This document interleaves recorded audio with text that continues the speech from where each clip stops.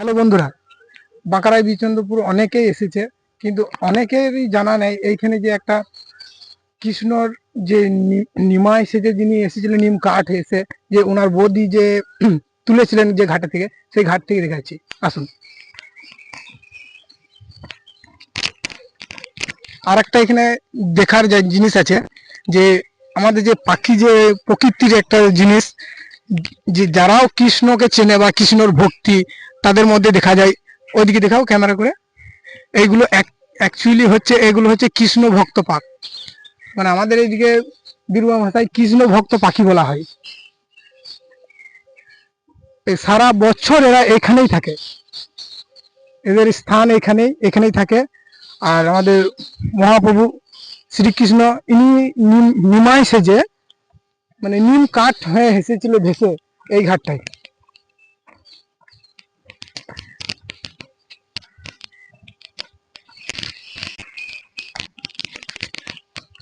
এখন এখানে মানে একবারে আশা কমে গেছে বললেই চলে। ওই জন্য এটা একটা, জলটা খারাপ হয়ে গেছে। জলটা একটু কাছে থেকে দেখাই, জুতো খুলে যায়। তো যারা আসবেন, যারা এখানকে আসবেন, একটু এই জায়গাটাকে আসবেন। জল, এই জায়গাটাকে আসার চেষ্টা করবেন। স্বয়ং স্বয়ং শ্রীকৃষ্ণ নীল কাঠ হেসে ভেসে এসেছিলেন এই ঘাটে।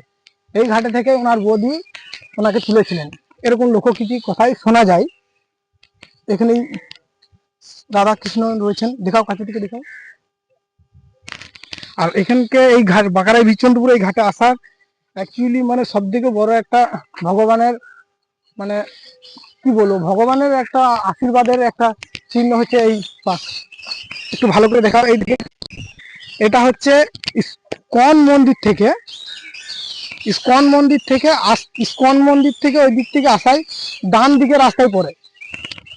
এখান থেকে ইস্কন মন্দিরটা একটু দেখা যাচ্ছে, একটু দেখাবার চেষ্টা করে আগে থেকে।